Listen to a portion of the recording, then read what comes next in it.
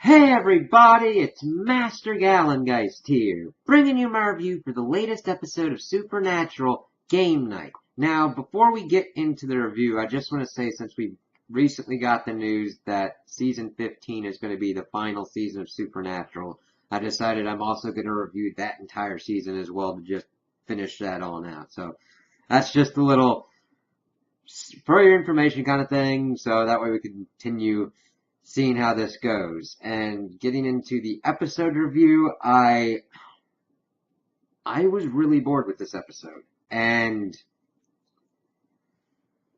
it it really wasn't that each story's premise didn't have any great potential. It's just the execution on it was just not there. Something wasn't working for me for some reason. It just really didn't feel like there was any tension of the events that was like going on. I mean, I know that Jack and the whole status of his soul is an important thing going on, but it's just,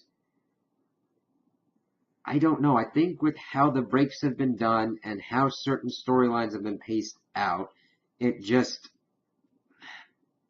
this one just didn't really have as much tension. So we start off, we see Donatello's cooking some shit and everything and going on his great old day, and then somebody is at the door and takes him and ties him down and injects him with something. Okay, let's see where this goes. Then we cut to Dean playing with this mousetrap game and everything, and then evidently they were going to have a game night. And then we get Mary Winchester pretty much going on the spiel, seeing if Jack's okay. Now, one of the kind of cool things that was, at least in this one scene, is that Jack was like turned away and he had a really blank face, but then he sprang back up and had like that smile kind of face and saying, everything's okay and all that, and yeah, I'll talk to you and if need be, and they were continuing to go along their way. Now, this is the beginning of where Mary doesn't feel like a character in this episode. Now, granted, she does things, but she is more of an object to like spout certain things more than anything. I just didn't really feel much of Mary's presence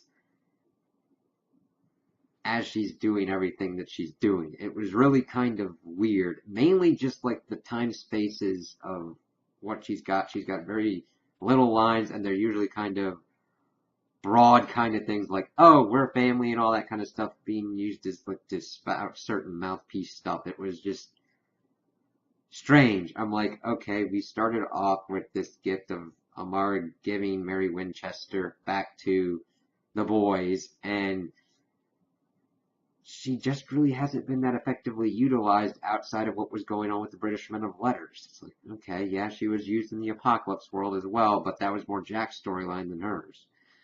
So they're getting ready to do that, but Dean got a voicemail message on his phone, and it's Donatello saying that he needs help and all that. So Dean and Mary go off to go and help Donatello, and they leave Jack with the phone there, so that way him and Sam can figure out what's going on, because Donatello said some stuff that was kind of weird at the end.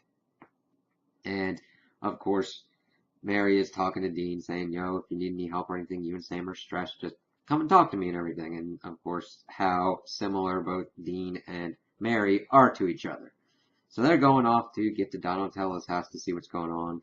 And Sam is there at the base trying to help Jack figure out what's going on. They figure out that it has to deal with ancient Hebrew and all that's in the Bible, dealing with the devil. And they relay that information. They get into the house and we see that Nick is there. And he wants to talk to them, and that he has poisoned Donatello, and that he has the antidote. Well, he doesn't have the antidote, but he will tell them where Donatello is if they talk to him. So they take him up and take him back to the bunker. Sam, of course, is pissed off at himself because he's like, he's killed people and everything, and it's all my fault, and all that kind of usual Sam stuff. And I don't mind it, but the thing is, it's just almost like a broken wheel at this point. And I don't mind if a character has some fluidity in their movement, i.e. they do something and they either learn from it and try to get better, or they learn something from it, but actually digress and keep making those stupid mistakes. This just seems that Sam keeps going through these kinds of things. It's like, okay, yeah, this is really similar to everything going on with the hunters and all that. I understand that that's a good connection. It's like, okay, yeah. So Mary's used as another sounding board on this thing. Like, no, you're okay, you're a good man and everything. So Dean's trying to beat the information out of Nick. He's like, I want to talk to my son, and they have Jack going there. And Jack is trying to figure out what's going on with Donatello. And at first, Sam and Mary weren't really up to that with putting Jack in there, but he's like, hey, Donatello's my friend, I want to help him out. And of course they agree to it, and he goes in there, and Nick's just being kind of Nick, and just like, oh, you mistreated your father so badly, you're the monster kind of stuff. And Jack kind of gets close, and he kind of hits Jack, bloodies his nose and everything. That gets onto Nick's shirt, and then Jack heals himself, but he then goes out and says that Nick will lead him to Donatello. So they go off, and they go to where Donatello is supposed to be. It's Sam and Dean, and of course, Jack and Mary are back at the bunker, and they're investigating what's going on, and instead of finding out that it's poison in the needle that Nick used on Donatello, it was Grace. Angel Grace, because Jack can feel that shit. And they're like, why would he do that? And of course, they start relaying this information. Dean is going into the warehouse, and of course, Nick is trying to get out of his cuffs and go after Sam. And they get in there a fight. Sam gets knocked on the head, and Dean is fighting two demons in there, because evidently Nick's whole plan was to get... He had used the... Here's the one thing that it like really messes with the lore. Granted, I understand new information can come in and change the lore and everything, but evidently he could pump Angel Grace into a prophet and communicate with Lucifer in the empty, and evidently figure out a plan to like get him out of the empty and get him into his perfect vessel and everything, so Nick could prove his worth and all that. And he had been teaming up with demons, where we then see Dean have a strange fight with the demons, because none of them really use their powers.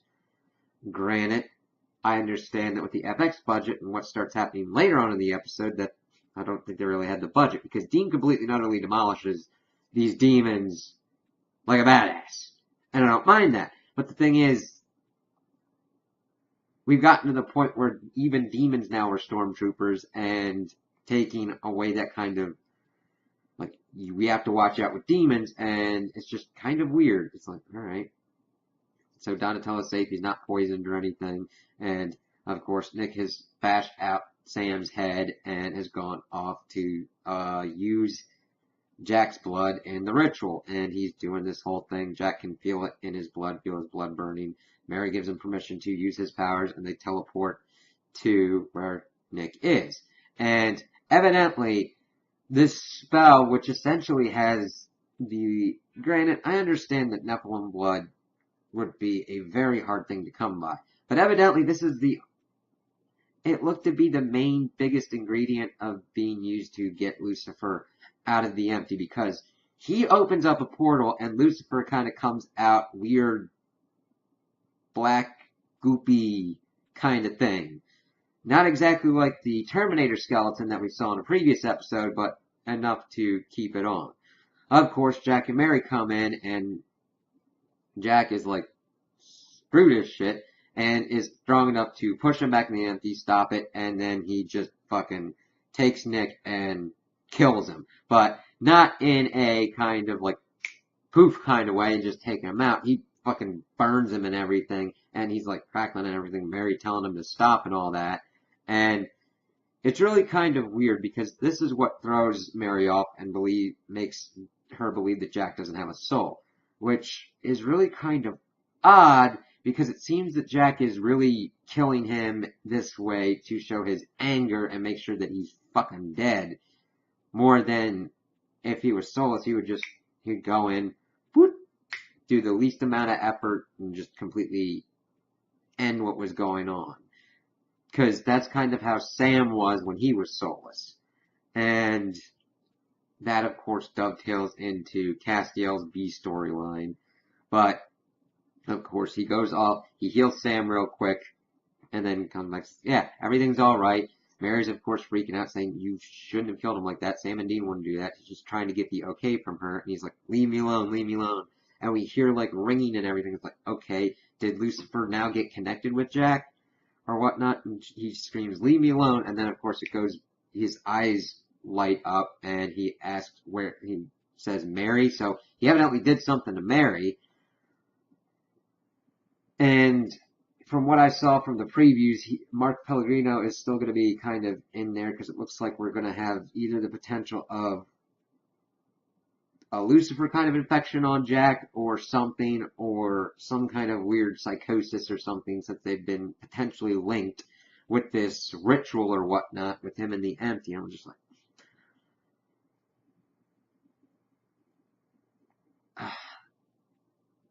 Lucifer deserves better than this. Jack deserves better than this. It's,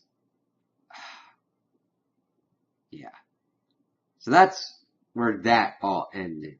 We also got Cass's storyline where he teamed up with Joe, or NIL, to look for a way to contact God because he evidently knows that Jack has no soul.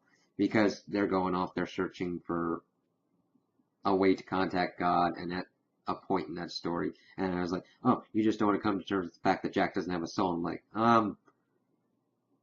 that's kind of a weird way to bring that up, because I thought that as we were going on, we were just going to kind of get the layout of it, and then at the end of the season, potentially see the state of Jack's soul or lack thereof.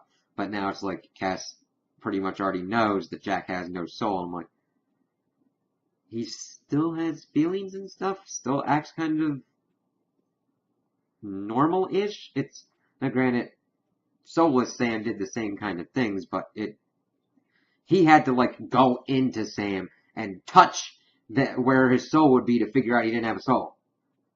So, kind of need that. But he, of course, tempts her with jewelry that is lightly cursed that wouldn't affect an angel, and they go off because she was connected with Joshua, the angel that had the most communication with God. So they find his roommate, because Joshua had bunked with someone as after the fall, Methuselah. And he's like, he did something to try and connect with God and everything, so you just have to look around. Of course, they have their conversations, and why NIL is, like, kind of fed up with God because God doesn't help anybody else. Like, yeah, God's helped Castiel and the Winchesters, but what about the millions of other people screaming? So she just kind of performs her miracles and does whatever she wants. It's really kind of weird. So she got fed up, but Castiel's able to find a thing that was similar that Joshua had forged after the fall that glows in the presence of God. And Castiel tried to use it to contact God, but to no avail. So, because God's the only one that can mess around with souls. And, of course, she brought up the thing of being alone, but Castiel's like, no, we're not alone. We have each other and everything. And she goes off, and Cass goes off, and it's just like, my main issues are the executions of what's going on. It feels clunky and not up to the potentials that these characters and these storylines have. Now, this isn't me just being like, oh, this didn't go the way that I wanted to. I had a strong feeling that they were going to go with the route of Jack not having a soul and becoming the next kind of antagonistic force that they would have to deal with. It's just the way they're going about it just goes completely nuts. I would have rather had that, but now we've got a potential of Lucifer being involved with that, and especially with what I saw with the preview, I'm like, that doesn't give me good vibes. I was like, listen, Jack losing his soul and trying to essentially make himself a god, or fight God or whatnot, or try and, like, make the world in his image, would have been a great enough thing on its own, and really should have been the last couple of seasons built up wise for that. they're going about it in some weird ways, and their execution just completely throws me off. I'm like, alright. And I don't mind changes and retcons coming into the lore, but when it's done so fast and loose that it's like, okay, that came out of nowhere because I thought let the prophets, granted, they could potentially pick up stuff with angels and everything, but using it as essentially a radio to talk into the empty, which we have been led to believe is like a hard-ass place to even get in and out of, and yet, Nephilim blood can work for it. Now, granted, I understand Jack is a special case scenario, being the progeny of the Archangel trying to be brought back. I almost thought that Nick was going to try and engineer a scenario to have Jack use his powers to reconstitute Lucifer and completely bring him back like Castiel. But I don't know anymore. So we'll kind of have to see how this shakes out and where this goes and how this is going to set up for the final season. So those are my opinions on the episode. Tell me what you guys think in the comments below. If you liked it, if you didn't like it, if you agree with me, if you disagree with me. Also like and subscribe, and I hope you have a good day.